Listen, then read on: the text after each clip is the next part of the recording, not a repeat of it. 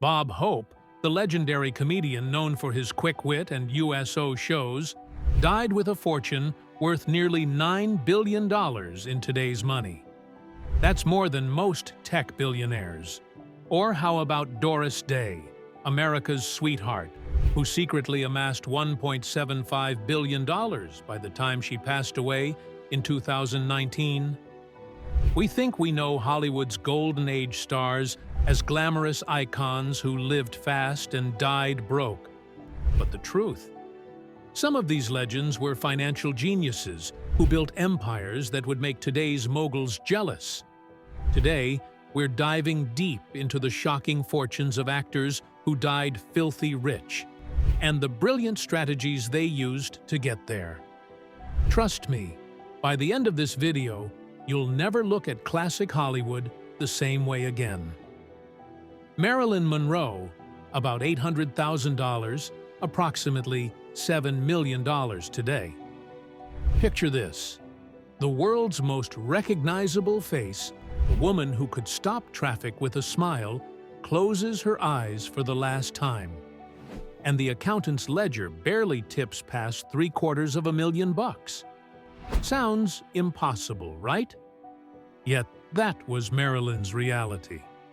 She earned a staggering $3 million in 1950s money, but between lavish wardrobes, endless coast-to-coast moves, and a heart that couldn't say no to friends in need, her cash flowed out faster than studio lights switching on.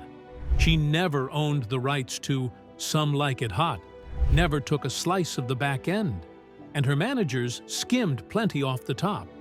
Still, here's the twist: the legend she became after death. Those posters, perfume ads, NFTs, you name it, now feed an estate worth hundreds of millions. The lesson? Brand beats bank balance. Marilyn lived larger than life, died with slim pickings, yet half a century later, she bankrolls grandkids she never met. Talk about a post-credit bonus scene.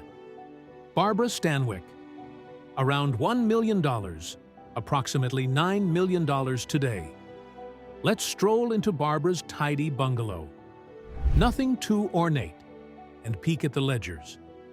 40-plus years on sound stages netted her a steady stream of paychecks. But you wouldn't find gold ceilings or pet tigers here. Stanwick was the queen of keep it simple. She cooked her own dinners, drove her cars until the tires balded, and socked away salary after salary into conservative bonds. No splashy restaurants, no Vegas weekends, just iron-willed discipline. She even negotiated profit bumps for reshoots, then banked those incremental gains like clockwork. Her modest lifestyle meant her money snowballed quietly into a seven-figure nest egg. Proof that compound interest might be Hollywood's dullest yet deadliest secret weapon. The lesson? You can conquer Tinseltown without drowning in champagne. Sometimes thrift outperforms thrills. Clark Gable, $1.4 million, approximately $100 million today. Cue the music. Rhett Butler swaggering through a Depression-era boardroom, cigar clenched, saying, "Frankly, my dear, I'd like a bigger cut." That was Clark Gable's real magic trick. He didn't hoard mansions, he hoarded negotiating power. Every contract renewal pushed MGM to cough up fatter weekly rates, plus handsome bonuses for staying loyal. Off-screen, though, Gable loved cars, big game hunts, and globe-trotting. Each new romance meant diamonds, villas, and hush-hush arrangements, costly habits that kept his balance lower than you'd guess. Still, he recognized a winning hand. When Gone with the Wind exploded, he leveraged that fame into profit participation for future movies. A then rare perk that later generations copied like gospel. Even without oceanfront estates, Clark's disciplined salary plus bonus model left him clear of debt and sitting on a cool $1 million+ when the final credits rolled. His script? Know your worth. Charm the bosses. And never discount star power at the table. Joan Crawford, $2 million, approximately $17.5 million today. Hear the click-clack of Crawford's stilettos echoing down the studio hallway? That's ambition with a soundtrack. Joan hustled from silent pictures to talkies to Oscar Gold without ever letting the spotlight shift off her cheekbones. But the real engine wasn't glamour, it was paperwork. Crawford studied every contract clause, demanded script approval, and wrung relocation allowances out of producers like a lemonade stand. She snapped up Pepsi stock after marrying an executive, building a fizzy dividend pipeline most ignored. Yet, Joan spent big on image, designer gowns, renovated penthouses, a coterie of loyal assistants. The result? A solid yet not outrageous $2 million at death, earned honestly, spent proudly, and protected by a fierce will that outlined exactly who got what. Moral of the tale: brand polish and boardroom grit can peacefully coexist, and they'd better if you intend to sign your own checks. Greta Garbo, about $3 million, approximately $40 million today. Imagine vanishing at the height of fame. No farewell tour, no memoir, just, "I want to be alone." Greta Garbo did exactly that, retreating to a Manhattan apartment where the butler delivered newspapers but seldom visitors. While tabloids hunted for sightings, Garbo hunted for blue-chip stocks and impressionist paintings. She bought when analysts scoffed and held when others panicked. Her portfolio quietly rode post-war booms, and her Renoirs, hidden behind plain frames, quadrupled. She scorned Hollywood parties, choosing Central Park strolls in sunglasses, cheap hobbies, hefty returns. By the time she died in 1990, the shy Swedish goddess had turned frugality into a $3 million cash reserve and an art trove worth many times that. Lesson? Sometimes the loudest power move is pulling the curtains closed and letting your money do the talking. Spencer Tracy, $5.71 million, approximately $50 million today, lights up on a lunch pail actor who never missed his mark. Spencer Tracy. Between scenes, he wasn't popping champagne, he was poring over scripts and penciling margin notes. Is this role timeless? If yes, he signed and demanded a respectable, though never obscene, salary. Tracy's secret sauce? Reliability. Producers banked on him to finish under budget, so they dangled completion bonuses, which he stashed into municipal bonds. Off hours, he played golf, not roulette. Small luxuries, a yacht charter here, a cabin in the Sierras there, never ballooned into debt. His portfolio, boring funds, rental properties in the valley, and modest studio stock purchased at employee price. It grew methodically until his estate cracked $5.7 million. Not a headline grabber, but a testament to boring brilliance. Show up, do stellar work, repeat, retire rich. John Wayne, $6.8 million, approximately $20 to $25 million today.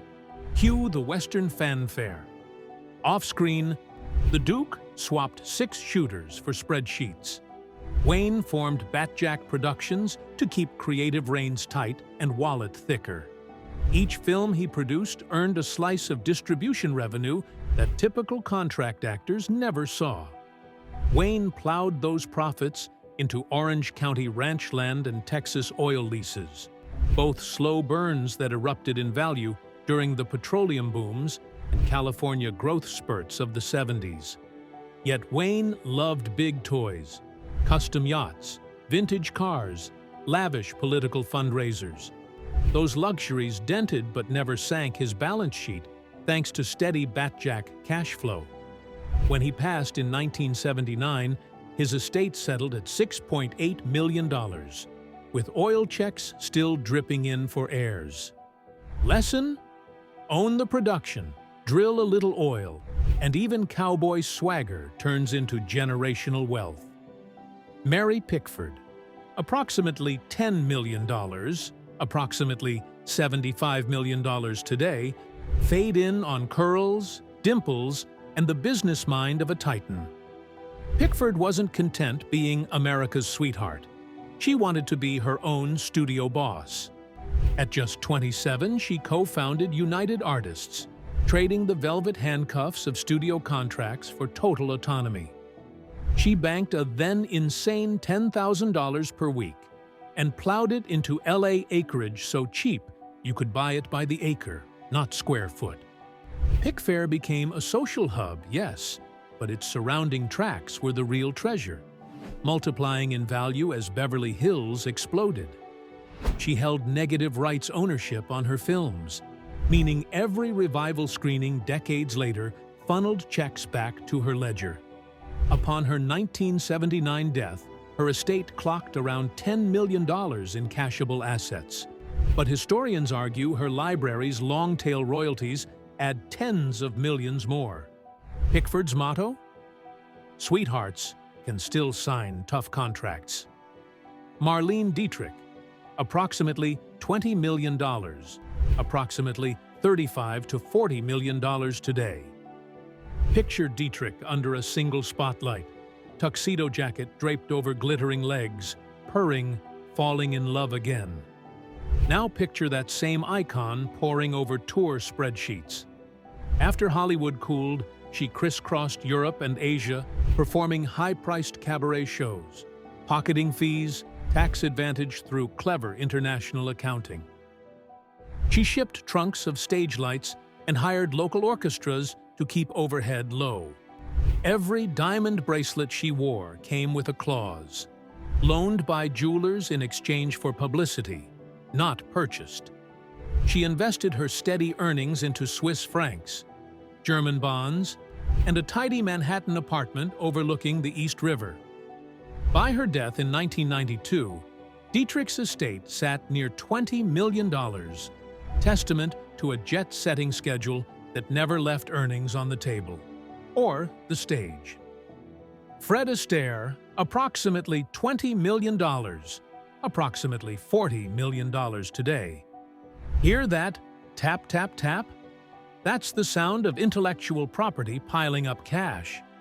Astaire patented a device for filming dance moves and licensed choreography to TV specials, snagging residuals every time some variety show replayed his patented glide. He also negotiated a cut of music publishing for songs written specifically for his routines. Offset, Astaire placed conservative bets, blue-chip stocks, and Beverly Hills rentals. His idea of extravagance? A well-tailored suit and a day on the golf course. Those patent royalties joined film residuals to reach a tidy $20 million by 1987. Moral: trademark your brilliance, dance all the way to the bank. George R. Scott, $25.1 million, approximately $220 million today. You know him as Patton, barking orders. Off-screen, Scott barked at brokers, "Diversify!" He scooped up Brentwood real estate before it was cool, snagged early Apple shares in the 80s, and reinvested theater earnings into a personal endowment. Turning down the Oscars? Good PR that kept his name valuable without obligating him to glad hand studios. He set his own rates. Each year he took one for the art, indie film, balanced by a big paycheck blockbuster. Revenue from both funneled into index funds. When he died in 1999, the valuation of $25.1 million stunned folks who thought him eccentric. Turns out, eccentric pays when channeled into a balanced portfolio. James Stewart, approximately $30 million, approximately $60 million today. Here's to the rafters. That famous Stewart drawl? It charmed accountants too. Jim routinely swapped salary for a slice of box office pie, betting on director Anthony Mann's gritty westerns. Every time Winchester 73 re-aired, fresh dollars clinked into his bank. Between acting stints, he flew combat missions in World War II, then used GI housing benefits to buy rental properties near airports, seeing potential most missed. Stewart's homespun frugality meant minimal overhead. Same house for decades, same set of friends, no wild scandals. $30 million at death says respecting audiences and compound interest can deliver quite the final act. Charlie Chaplin, approximately $50 million, approximately $100 million today. Cue the Gold Rush violin theme as the little tramp counts big bills. Chaplin wrote, directed, scored, starred, and crucially, owned every frame. The global appeal of silent pictures meant distribution to countries that didn't share a language, letting him set ticket surcharges that distributors begrudgingly paid. He kept marketing costs microscopic by turning personal controversy, exile, divorce trials, into free headlines. Meanwhile, royalties from Smile and other compositions slid into trust funds. Post-war, he moved to Switzerland, trimming tax liabilities while European TV licenses showered him with francs. By 1977, that empire sat at $50 million cash, with a film catalog still minting money today. Lesson? Own the means of laughter. Own the lasting wealth. Lucille Ball. $50 million. Approximately $450 million today. Picture Lucy stomping grapes, then stomping industry norms. She founded Desilu to own I Love Lucy, and insisted on shooting with 3 cameras on 35mm film so the show could rerun forever without quality loss. That single tech choice locked in syndication gold. When Desi bowed out, Lucy bought his share, becoming America's first female studio head. She greenlit Star Trek, Mission Impossible, and The Untouchables. Rerun checks rolled like conveyor belts. In 1967, she sold Desilu for $17 million cash, but retained residual points. By 1989, her estate hit $50 million liquid, and the syndication spigot is still open. Lesson? Bet on the future medium, keep the masters, and laughter never stops paying rent. Bing Crosby, approximately $50 million, approximately $200 million today. Relaxed whistle, pipe in hand, and a mind sharper than a metronome. Crosby pioneered pre-recorded radio shows, slashing studio costs and collecting syndication fees. He plowed music royalties into Minute Maid, uranium mining stocks, and a controlling slice of the Pittsburgh Pirates. Never flashy, always curious. He funded Ampex to develop magnetic tape, then licensed the tech back to broadcasters, earning on both ends. Golf courses? He owned shares there too, hosting the Pebble Beach Pro-Am, which doubled as a real estate commercial for his coastal properties. When White Christmas spins each December, royalties cascade in. By 1977, his nest touched $50 million. Smooth croon, smoother ROI. Audrey Hepburn, $55 million, approximately $481 million today. Cue Moon River and Imagine Grace monetized. Audrey negotiated wardrobe clauses. Givenchy dresses became her property after filming, later auctioned for millions. She limited film output, boosting scarcity and fees. Endorsement deals with luxury watchmakers and cosmetics featured back-end royalties, not flat rates. Post-acting, her UNICEF ambassadorship wasn't lucrative, but it amplified brand value, making vintage posters, licensed photos, even silhouette icons sell like art prints. She stored earnings in Dutch trust funds and Swiss property. At her 1993 passing, 55 million testified that Elegance coupled with tight IP control can out-earn blockbusters. Jean Autry, $57.1 million, approximately $500 million today. Strum a guitar riff, open a ledger.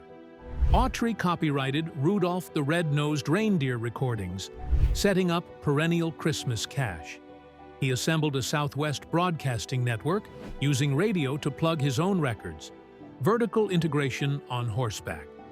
Buying the Los Angeles Angels for $2.5 million? Genius. Concession rights, broadcast deals, and eventual MLB expansion sent valuations soaring. He diversified further.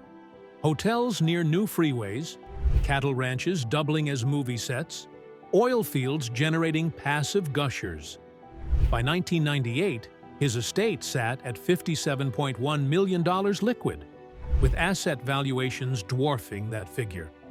Moral: sing, own the station, then buy the ballpark those jingles echo in. Cary Grant, approximately $60 million, approximately $130 million today. Smooth talker? Sure. Savvy bookkeeper? Absolutely. Grant ditched long-term studio deals and went freelance, charging a lower upfront fee but nabbing 10 to 15% of net profits. Hitchcock thrillers paid him for life. Grant invested in Fabergé Cosmetics early, becoming board chairman. When the company exploded in the 60s, stock options alone made him millions. He avoided Hollywood sprawl, choosing a minimalist Beverly Hills abode and charter flights only when production paid. His guiding rule: if the script was shaky, demand more points. If sparkling, take less and ride the bonus. By 1986, Grant's fortune hovered near $60 million. Classy bankroll for the classiest man. Doris Day, $200 million, approximately $1.75 billion today. Scene opens on heartbreak. Day finds out her husband emptied her accounts. Cue comeback montage. She sues, wins a monster judgment, then leverages network desperation to star in The Doris Day Show, but only if she owned a slice. Reruns paid medical bills, and more. She scooped up Carmel Valley inns while property prices were sleepy. Tourism boomed, her inns did too. Animal rights crusades kept her name evergreen, boosting merchandise and memoir sales. Strategic charitable trusts sheltered income from taxes while fueling causes dear to her heart.